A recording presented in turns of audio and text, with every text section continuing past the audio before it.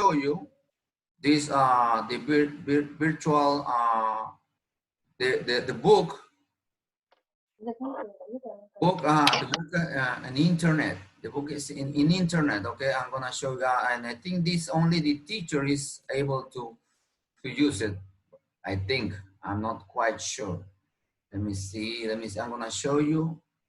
It's really interesting, and there are some videos that maybe you haven't seen it. But anyway, I'm going to show you now that I am here over here. Here it is. Here it is. Okay, let me see. Let me move this so you'll be able to see it. Move this. I'm gonna close this. Okay, you just only pay attention to this. Okay, guys? Main idea. Farming changed societies and the way people lived. Chicos, ¿pueden escuchar? Main idea.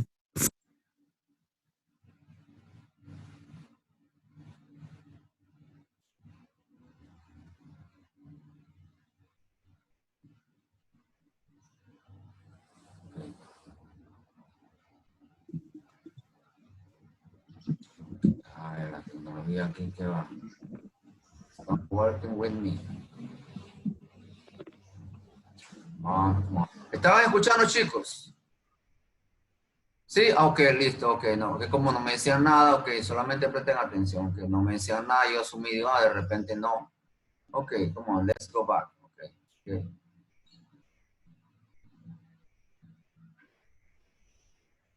Okay, this is information is the same that you have in your book, only I think you don't have this, let me see.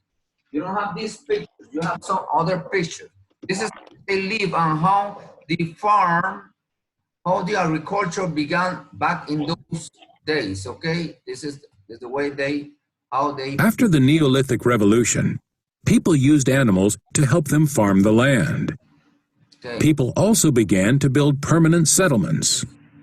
As they started raising crops and animals, they needed to stay in one place instead of continuing to travel in search of new food sources. Then, once people were able to control their own food production, the world's population grew. In some areas, farming communities developed into towns. Early economies. Two examples of Neolithic communities are Çatalhöyük in modern-day Turkey and Jericho near the Jordan River and the Dead Sea. These towns had traditional economies. In a traditional economy, people make economic decisions based on customs and beliefs passed down from generation to generation. These decisions may include which crops to plant and how they should be distributed.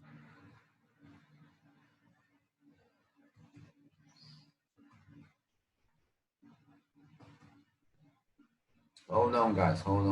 This is taking some time. Okay, here it is. Okay, this mention over here, they mentioned these two villages.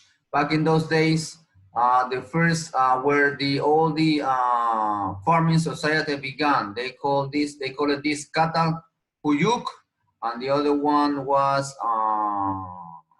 over here. I think it's down here. They have another. There were only two of them that the historians, they found some evidence from these places. Okay, now over here, now this is an example of how these the first society developed. See over here. Let me see if there's some audio over here. An early farming society. The village of Çatalhöyük in modern Turkey is one of the earliest farming villages discovered. Around 8,000 years ago, the village was home to about 5,000 to 6,000 people, living in more than 1,000 houses. Villagers farmed, hunted and fished, traded with distant lands, and worshipped gods in special shrines. Okie dokie, let's move on, guys. Let's move on over here. I wanna reach the section where, okay, let's watch this.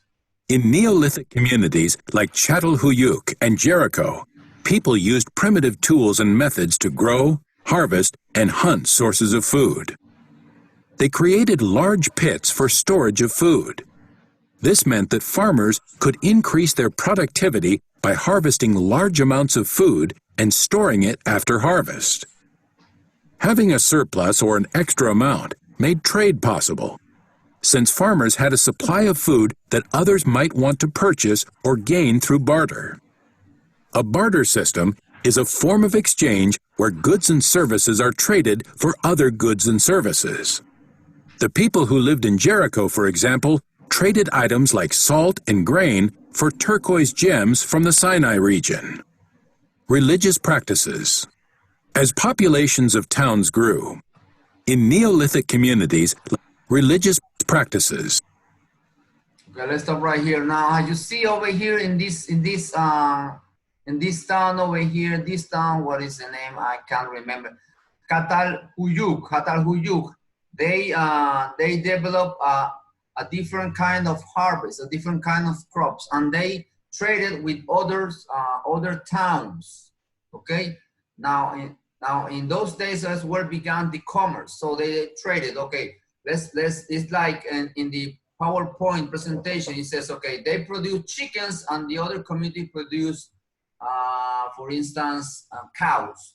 So they exchange to each other. They exchange all these animals and food in order to satisfy their needs. Now, let's talk about the religion practices. Now, that's why I wanted to come to this section and try to explain how these rituals began back in those days, okay?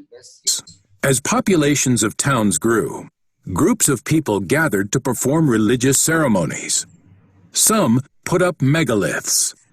Megaliths are used as monuments or as the sites for religious gatherings. Stonehenge is a prehistoric site located in England that dates to 3000 to 1520 BC. Scientists, historians, and archaeologists have long disagreed about the exact purpose of Stonehenge. Some argue that it was a megalith that served as a monument to the dead, while others claim that it served a religious purpose. Yet others believe it helped ancient peoples predict astronomical changes, such as lunar eclipses. Early people probably believed in gods and goddesses associated with the four elements: air, water, fire, and earth, or with animals. For example, one early European group honored a thunder god, while another group worshipped bulls. Some scholars also believe that many prehistoric peoples prayed to their ancestors. People in some societies today still hold many of these same beliefs. Many communities and religions have practices and structures that guide what happens when a person dies. At Çatalhöyük, for example, flesh was removed from the body, and the bones were then bleached and buried in the floors of homes. Uy, ¿escucharon eso, chicos? ¿Entendieron eso lo que decía ahí? Acostumbraban quitarle la piel. Cuando ellos morían, le quitaban la piel a las personas. Imagínense, Gordón, ¿escuchaste eso? Le quitaban la piel a las personas y los huesos. Los huesos los ponían a secar y después los enterraban debajo del piso de sus casas. Psicópatas. So, back in those days, those were some traditions, okay? They took all his flesh and they took all the bones and they put it under the floor of their houses in order to keep it with them, okay? So those were tradition back in those days, okay? Now over here, this is the video that I want you to watch about this section of religion, okay? Let's watch, it's very interesting. It's about the history. Let's watch. Let me see if I can hear it. When in our evolution did we first realize that all must die, and that death might not be the end? The earliest clues are prehistoric. Tens of thousands of years ago, before we learned to farm or write, we buried our dead with ritual. We don't know the very earliest earth burials, but there are certainly some earth burials that go back at least 40 or 44,000 years, and more recently archaeologists have found some that go back much beyond that.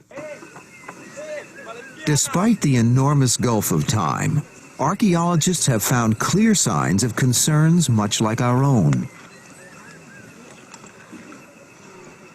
They must have had a reverence and a respect for the dead, because fossilized remains of plants and leaves and moss remain in these graves, suggesting that they made some provision so that the graves would be comfortable.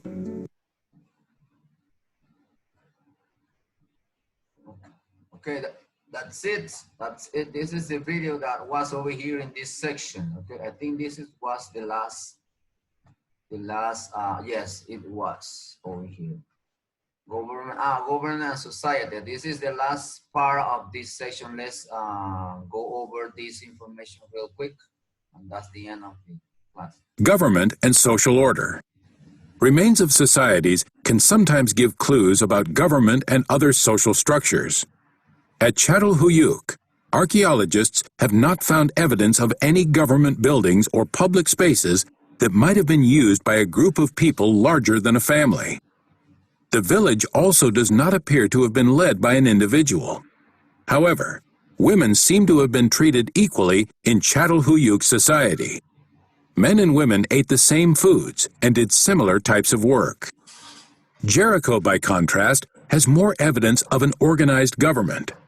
A large wall surrounded the city.